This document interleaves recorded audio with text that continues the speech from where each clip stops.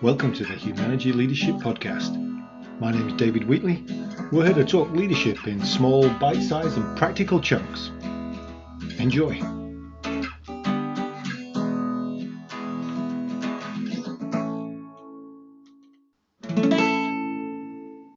This is another chat in my family business series, and it's a chat with Stephanie Hickman Boyse, who is the former CEO of Brazeway, a global manufacturing and aluminium heat transfer components to the appliance, HVAC, and automotive company in Adrian, Michigan. She started her career at Brazeway in 1992 as an account manager. We'll learn a bit about that. Later moving into operations, including the startup of Brazeway Mexico in 1996. Upon her return to the US, she held additional roles as Director of International Business Development and VP of Human Resources and Strategy before being named President in 2000. Prior to Brazeway, Stephanie was the Director of Marketing, a firm in Chicago, and she holds a BA in Advertising from Michigan State University. Today, Stephanie is the co-founder of Jebi, a career development and mentoring app, as well as co-founder of Unreal, a HR hiring platform. She's also the president of 3SH, her family office, and the SL Hickman Family Foundation. She serves on the boards of Brazeway, RKO Petroleum, Adrian College, and Dreamhouse Connect. And she's a member of the Young Presidents Organizations and Tiger 21. So Stephanie resides in Hilton Head, South Carolina, with her daughter, Reagan.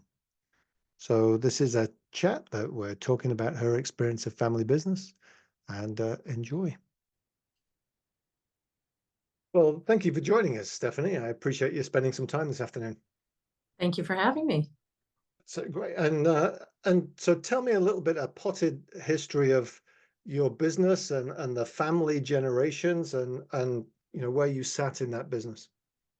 Absolutely. So I am the former CEO of Brazeway. Brazeway was founded in 1946, right after the war, by my grandfather and his partner. So I was third generation. It's now pulling into fourth generation. And the history of that, they both worked at Bone Aluminum and Brass, literally across the street in Adrian, Michigan. And my grandfather was the chief engineer, and his partner, Al Goldsmith, was the plant manager. And they had a technology that they had created and wanted Bone to invest in, and Bone didn't think it could be done. So they left and started Brazeway with a new innovation, but they couldn't afford to get into the business that they were seeking because it was too expensive. It required equipment that they couldn't afford. So they started off selling themselves as designers of heat transfer coils and sold a design to White Westinghouse, which is now Electrolux, and then General Electric, and really started the business as designers of refrigeration products until they could afford to buy an extrusion press and get into the business that they originally developed as Brazeway. So that's how Brazeway started. And the second generation got involved, my father and his two oldest brothers. So there's 6 boys in the Hickman family. And they were asked to come into the business after my grandfather's partner passed away. So, partnership issues. They had an uncle in the business at the time. And so they came in to help out my grandfather. So at one point in time, it was my grandfather, the 3 eldest of the sons, including my father. And my grandfather passed away, unfortunately, at a young age of lung cancer. And so the 3 eldest boys were running the business together as office of the president. So they were 3 equal executives in the business, which is a case study in and of itself, but ran it together quite successfully. And in 1982, decided to sell the business. So my father bought the business in 1982, really never with the intention of keeping the business in the family for a next generation. And I was asked to come and work for the business unexpectedly in 1991. So I came in as the third generation, really with no expectation growing up that would ever be the case. And so glad that it panned out that way. It was a great experience.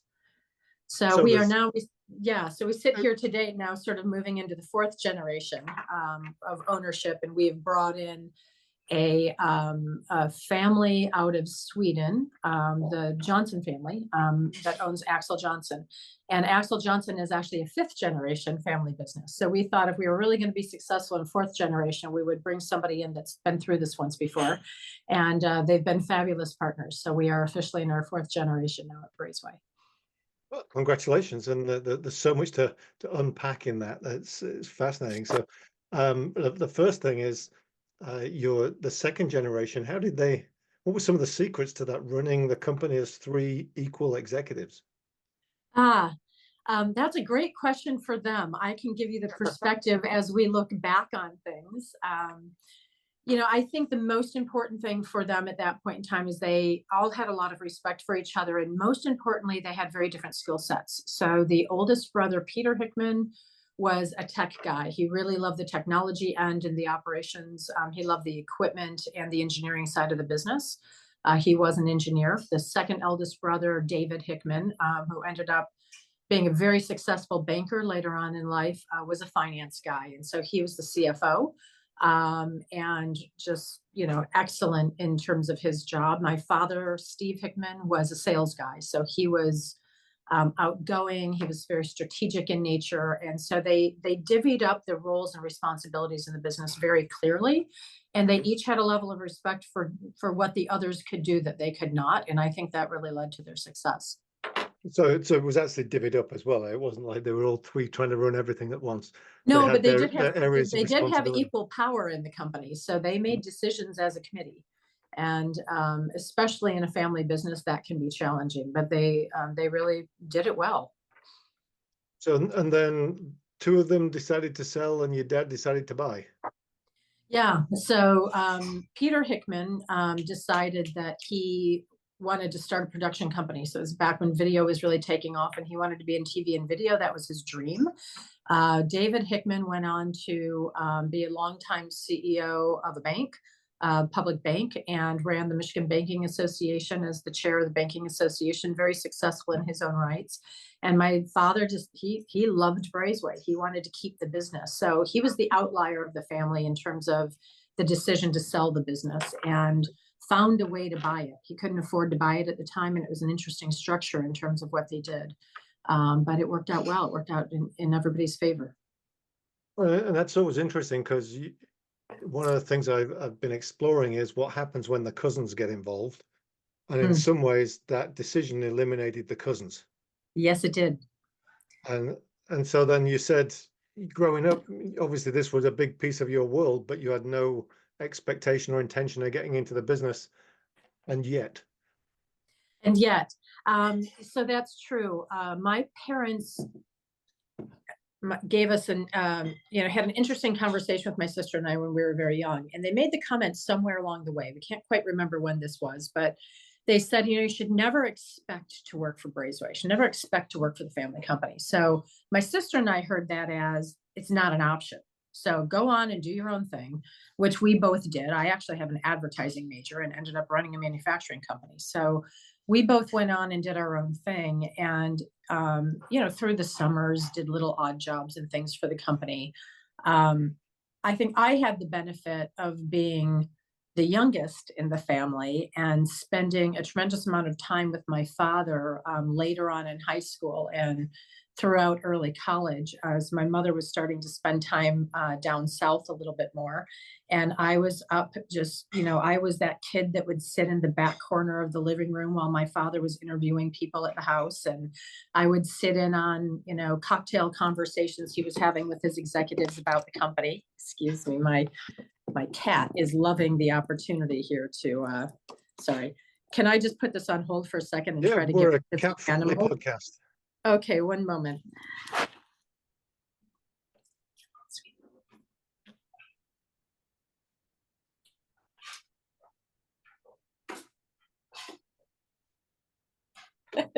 Sincere apologies about that. Whenever I'm on the computer, she loves to come scratch herself on the computer, which makes for a challenging video. So just before you start your conversation again, just do me a favor and we'll just take a couple of second pause, because then it'll show up. Very good. Okay. So having the opportunity to spend a lot of time with my father when I was younger, and learning a lot about the business through osmosis, I like to say, gave me a tremendous amount of interest in what they were doing and spending a lot of time with the people in the company. So later on in life, after I had spent a few years in Chicago doing other things, and we had the conversation at that point in time, and he asked me if I would ever have interest in working for Brazeway, and I was dumbfounded. I started just sobbing. And I said, I've always wanted to work for the company, but you said that wasn't an option. And they said, no, we said you should never expect to work for the company. Those are two very different things. They Mhm. didn't want us to grow up entitled or obligated. And I think it Yeah, was brilliant. yeah, that's a smart move, isn't it? Because either one of those is problematic. Yes, exactly. So at the point in time that I came into the business, I just had a tremendous amount of pride and, appreciation for being asked to be in the business. And you alluded to when you came into the business, it was kind of, not expected. Was that the unexpected, sudden kind of sense of it that I didn't realize the door was open?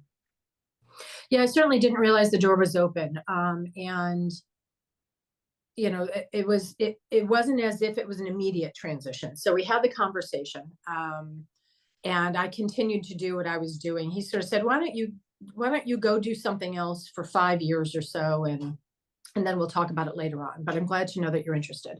And it was about a year and a half later that I got the phone call to come back and move back to Adrian, Michigan. So it's a little earlier in life than I was expecting as well.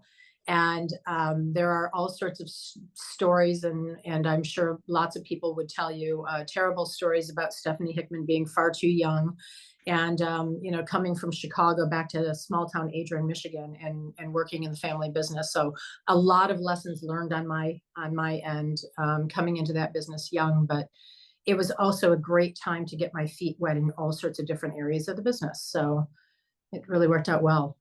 That's what I was going to say next. Is it, did your dad have like a rotation apprenticeship when you came in and said, "Hey, I'm going to put you in charge of marketing first, but then I'm going to move you around because you're going to take this seat eventually"?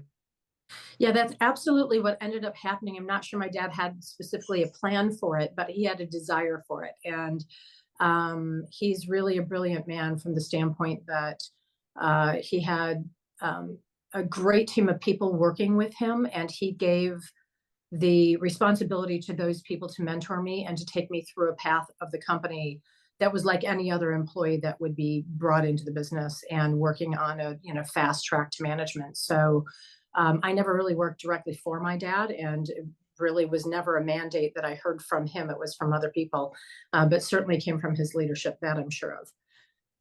So then you said, that sense of people said you were too young, the stories that went with it, coming from Chicago, your last name. Add to that the fact that you're a woman working in small town Midwest manufacturing. What were some of the things that you found you had to do to get the organization comfortable with you being there and to build it to the culture that you have? Yeah, boy, so many things. I think the first thing that I needed to do is I needed to recognize that I was working amongst really talented people who had been at that company for a long time, and not to charge in filled with ideas of, changing the future, which I'm sure I did, by the way. But that was a lesson that I learned was not going to be successful early on. And once I really learned to respect and understand how much had gone into this business, before my involvement, and really took a path to learn from these people, then we developed a very close relationship. And a lot of you can make a lot of mistakes when people respect you and trust you, right? You can get through those mistakes together. So that was my first lesson learned. I'd say, the other thing that I really needed to do is I needed to gain the respect of other people by being competent. And so I learned very early on, I was living and working in a manufacturing environment, which is heavily engineering based. And I was not an engineer, but I was in sales, but I was selling engineered products, and I needed to be technically savvy. So I started reading engineering books and books on, heat treating aluminum and alloying compounds and all sorts of things that really helped me speak more intelligently about the product that I was selling. When I finally got to the point that people would ask me where I got my engineering degree, then I knew that I had sort of raised to the level of respect in my sales role. The other thing that became really important for me as a female, and I don't love to talk about this a lot, but I do think it's important when you're sort of in a male environment, is I needed to find a way to connect with the people that I worked with as well as our customers. Most of my customers were male as well. And so I started, I learned how to play golf. So I wasn't sending my customers out with my boss and three guys all the time. I would show up on football Sunday with a 6-pack of beer and a bag of chips and, watch football with the guys and, find any way I could to connect with them in a way that helped them to respect me as a counterpart and not look at me differently in the business. And it was a ton of fun. I mean, we'd go fishing or we would just all connect in a way where I truly felt like I was part of the gang. And I know sometimes we as anybody who's different, right? We may want to rebel about that difference. And I think in my case, it was important that I embraced it and used that really to my advantage as I got older and more respected in the industry. But first thing we have to do is sort of, find a way to connect, right? To find a way to fit in and connect. It sounds like you did the work. So you demonstrated the work and the ethic. You didn't just come in and this is Steve's kid, so do as you tell. Yeah. You actually put in the effort and the work to prove yourself to people as well. Yeah, absolutely. You have to, right? I mean, the expectations of a family member coming into the business are so much higher than any normal employee. So you have to put the work in. You have to put twice the work in as everybody else. So I'm guessing, given what you've said, that you told your kids don't expect to ever work at Brazeway, and you also have said fourth generation's moving in. Well, fourth generation's moving into the business, I would say. We have an interesting situation in our family in that my daughter is the only child in the fourth generation of our immediate family. So to your earlier point, once the cousins and the rest of the extended family was not a part of the family business anymore per se, it really all came down on one child left of the fourth generation, and that's Reagan, my daughter, who is just turned 18. So we knew very early on that it was unlikely to go into fourth generation of the Hickman family. And our goal was to find a way to carry on the fourth generation of the business. And so that's, really when we sought to bring in a partner, another family who's a partner and has been down this multi-generational family path. It was important for us to keep the culture of the business feeling like a family business and to be able to have the right partners involved with us as financial partners in the business. So it's been really fun to watch that transition and, it's great to have another family involved. Right.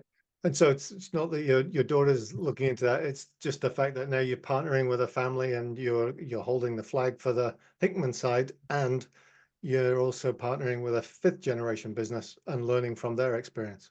Absolutely. Yeah. And So, it's not to say that my daughter will never have involvement in Brazeway, right? We will see what path she chooses on her own.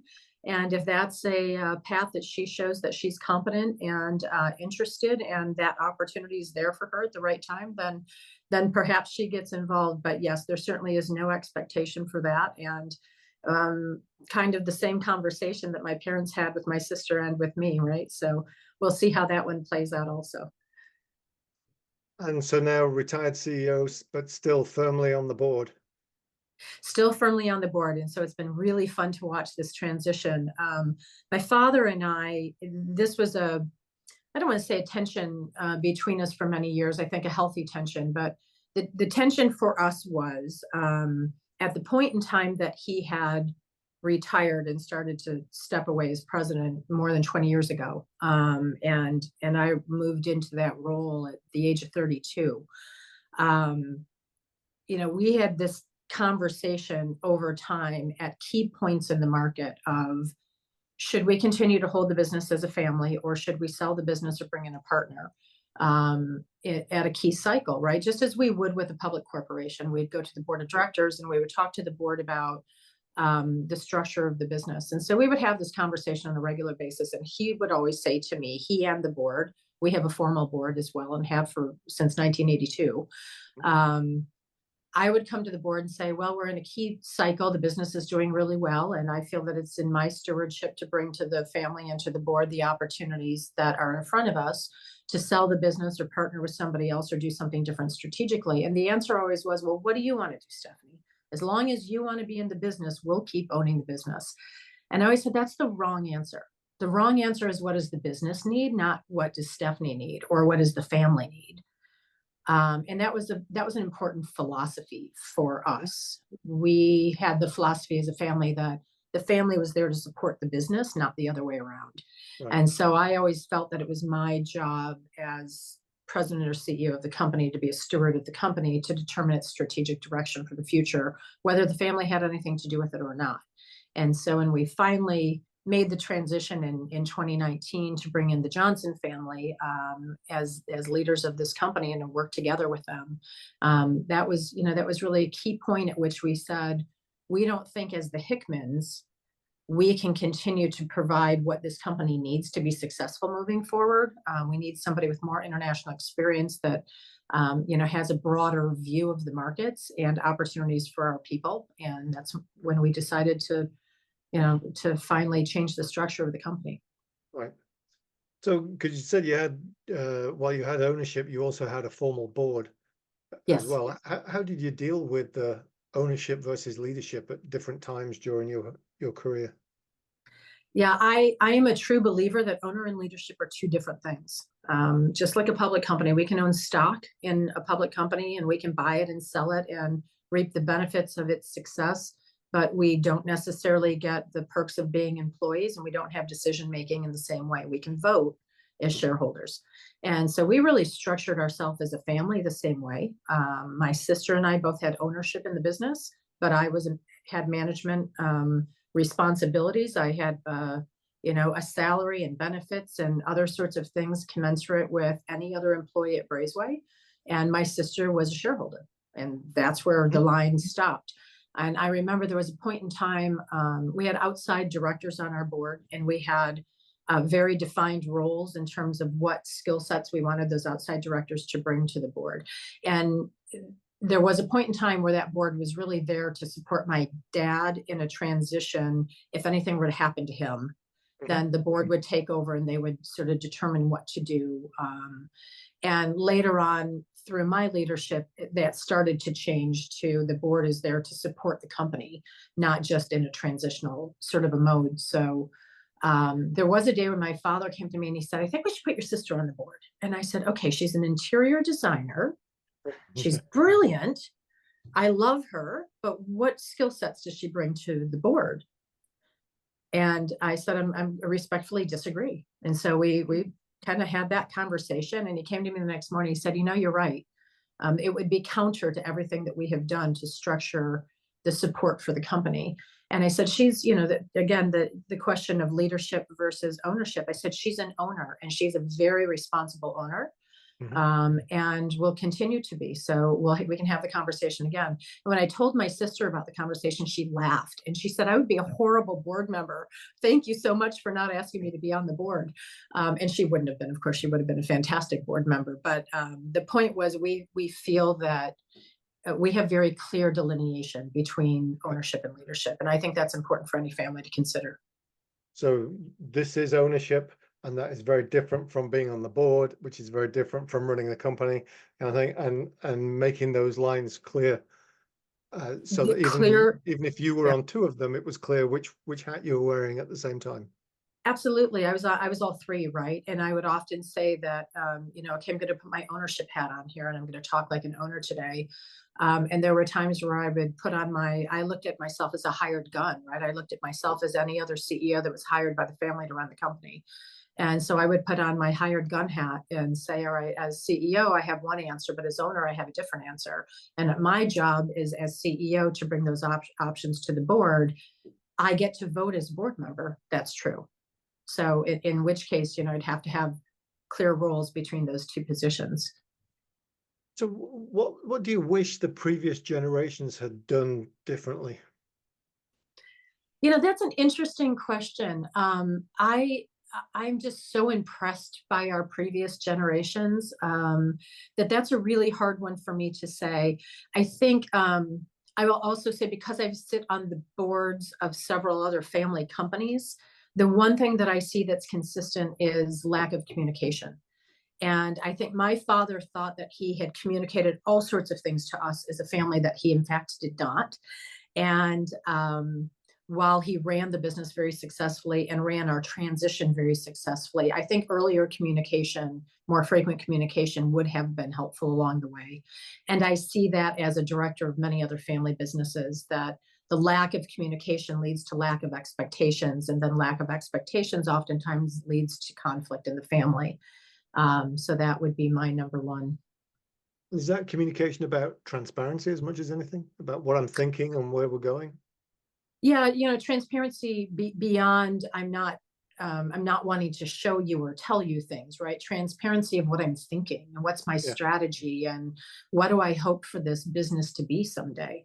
I think a lot of family businesses get into the business, right? Some entrepreneur like my grandfather starts a business and then it ends up being a family business, right? It wasn't what he initially intended No. necessarily. So he didn't have a plan for the family business. He had a plan for his business. And then it transitioned into a family business.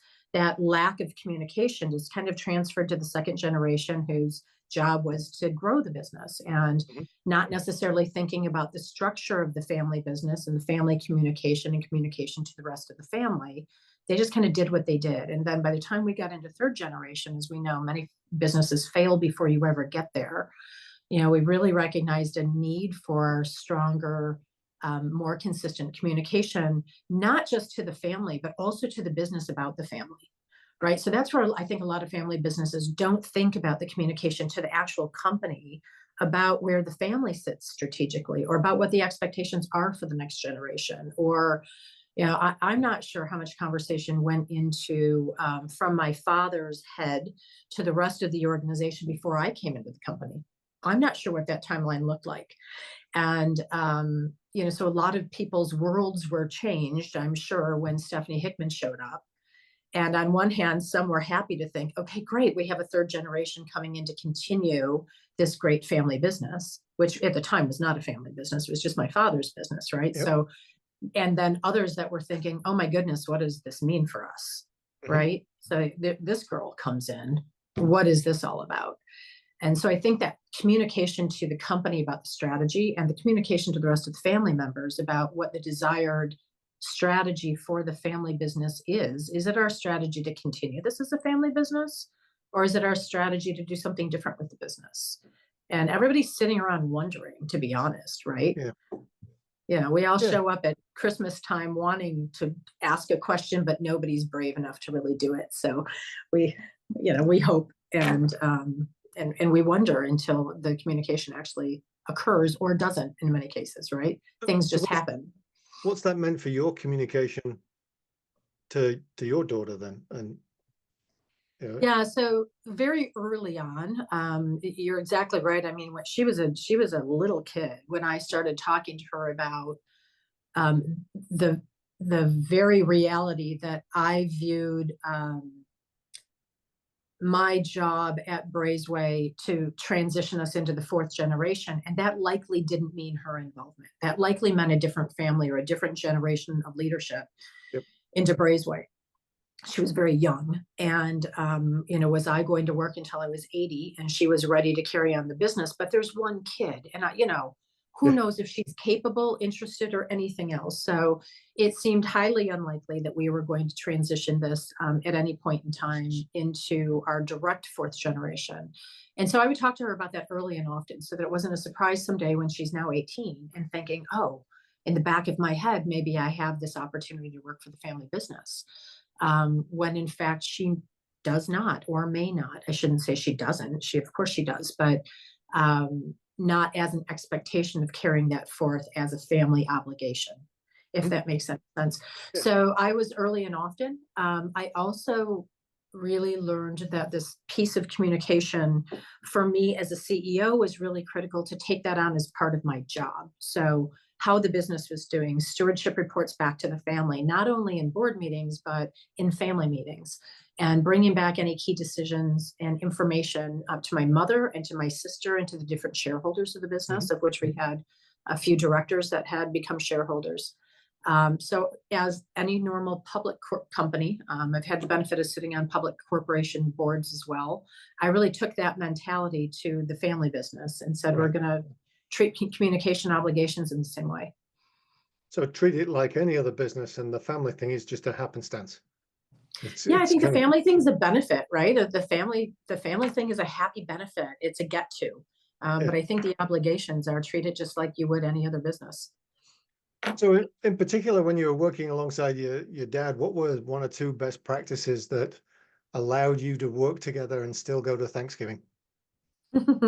um, so deep respect of one another, and good communication. I keep saying that, but I think that the respect and communication piece becomes really important. That if we have any beef with each other or we have a disagreement that becomes critical, that we have that conversation quickly. And we're not dragging it into Thanksgiving, right? We're not letting Right. something fester and we're secretly angry at one another when we show up at Thanksgiving. We better have vetted that out before we showed up. So I think that was a key piece for me and my father directly working together. He really managed that piece. I always worked for somebody else until I became president. And then he really backed out of his role and handed it to me. And he was there as CEO, and I don't want to say in title. Whenever I needed him, he was there to step in. And he was really there as chairman of the board. So it really became a reporting relationship. Again, I viewed myself as a hired gun, that I reported to him as the CEO. I reported to him being chairman of the board, and that was our role at the office. And our role outside of the office was this wonderful opportunity to be able to, sit around with a glass of wine at Thanksgiving and have conversations about the business, and seek out his advice, and have, brainstorming sessions on family trips, and the fun things that we get to do as family businesses.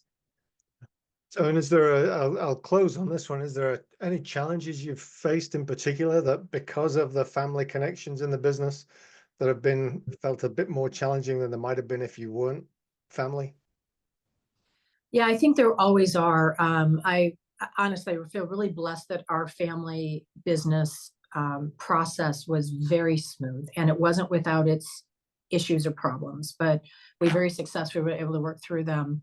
I do see on so many other family businesses, and often it's why I'm asked to come into somebody's board, is because they don't have that success as a family, and relationships have been ruined, and there's conflict in the family. I'm on the board right now of a business that has some real family challenges. So I sort of use the same philosophy for all of these circumstances, and that really is. This is going to sound horrible a little bit, but in my case, if I can't fire you, I won't hire you. Hmm? And I don't mean that to sound horrible, but what I mean by that is, in a family environment, we have to set up the expectations that we are there to perform as employees of the business. And Right. we have roles and obligations to the business that are beyond the family, right? So, in order to protect the family, you also have to protect your role in terms of stewardship to the business, and stewardship to the family. And I feel that in circumstances where family members have feel that they're entitled to be a part of a business, that generally leads to conflict at some point in time later on. And But it's that entitled I or obligated that you said earlier. The obligation piece or can obligated, create right? that tension, can't it? Yeah, absolutely, right. Feeling respectful to be in the business, but also feeling obligated to be there when maybe you Mhm. want to be doing something else. And oftentimes those things lead to conflict, and sometimes insurmountable conflict. So I think, in my case, the biggest challenge that I ran into really wasn't between my father and myself, or between, the other family members of our direct business, but when one of my cousins wanted to come work for the business, and I was CEO, and I have a lot of super talented cousins, and I will tell you that this kid at the time, I mean, he's brilliant and he's very successful today. I would have hired him in a flash if it wasn't a family business. And that's an interesting thing. But for me, having that philosophy of, I won't hire you if I can't fire you, and I can't fire you because it would break up our family. Right. The brothers would stop talking, the uncles would stop talking. And I never want to put anybody else in a position of having the family suffer as a result of a business issue. So he and I had a really great conversation about it. And I didn't hire a very talented, thoughtful family member as a result of it. But the important thing is it didn't break up the relationship between he and I, because he understood and he respected my need for stewardship over the business and my need for stewardship over the family. So I'm not sure that's really where you were going with that Oh, situation, but perfect. Yeah. it's a philosophy I share with a lot of other families to say, really think about that when you bring in a family member, because it might not work out. They might not be good at their job. Yeah. I have had to let a lot of, friends go. We lived in a small town, right? So we were all sort of friends with each other. We went to high school together, and many of us were connected in a lot of ways. And, I found myself over the years, I had to let a lot of people who I loved go, and not work for our business because it wasn't the right solution for the business. And Mhm. I'm lucky enough that we did that in a really thoughtful way that it retained the relationship over the years. Yep. But as a family member, ooh, that's a tough one. Yeah, that's a perfect example. So I appreciate you sharing that. And I've heard that before, is that whether it's actually part of the family business or it's just somebody who wants to hire a family member, you have to look me in the eyes and tell me that you're going to be willing to fire them if necessary, because if Mhm. necessary, you will be the one doing the firing. And that's that Yeah, sense of, oh, wow, that, it puts people on the spot to think about, whether they can do that and maintain the relationship, or whether the relationship is better and more important than the employee at work. right. And my answer has always been is that family trumps the business, right? From the standpoint that the relationship is always more important than hiring them as an employee. Now, the flip side of that is that in a lot of cases, there are families whose philosophy is very different than that. And their philosophy is to proliferate the family through the business Mhm. and utilize the business as an opportunity to engage and involve the family, which I think is noble and wonderful. The difference there is to have very specific rules around bringing in Mhm. family members, roles around bringing in family members, and the sort of separation of church and state, I like to say, between the family and the business, and Mhm. what that means. Those families that do that very successfully have built up, multi-generational successful businesses. But it is a small percentage of those Yeah. that do, as you know, which is too bad. And so I think that piece of the conversation to have early in on family businesses, early in the generations, to your point of what do you wish prior generations would have done, right? Thought through, what does this look like 20 years from now? What does Yeah. this look like into the next generation before the next generation gets there? Yeah. And if I wrap it back to what you said at the beginning, it sounds like the second generation took care of that accidentally in some ways, Yes. because they got out, and then the cousins weren't all tied into ownership at least. So, hey, Stephanie, thank you very much. I really appreciate you spending some time this afternoon with us and sharing some of your wisdom and thoughts. Any last word for anybody that finds themselves either, going in a business with family or working in the family business, other than Oh, all I the ones you think said so far? all the previous things, listen, a family business can be one of the most beautiful, wonderful things to be a part of in life. And just, feeling that level of appreciation for what it means to be in a family business. I think as long as you always wake up every day and appreciate the opportunity, then other good things are bound to come. No, I can't close on better words than that. So thank you very much for joining us. Thank you for having me. That was the Humanity Leadership Podcast. My name's David Wheatley. For further information about Humanity, go to humanity.com or check out our latest book, What Great Teams Do Great, from all good bookstores. Have a good one. Stay healthy.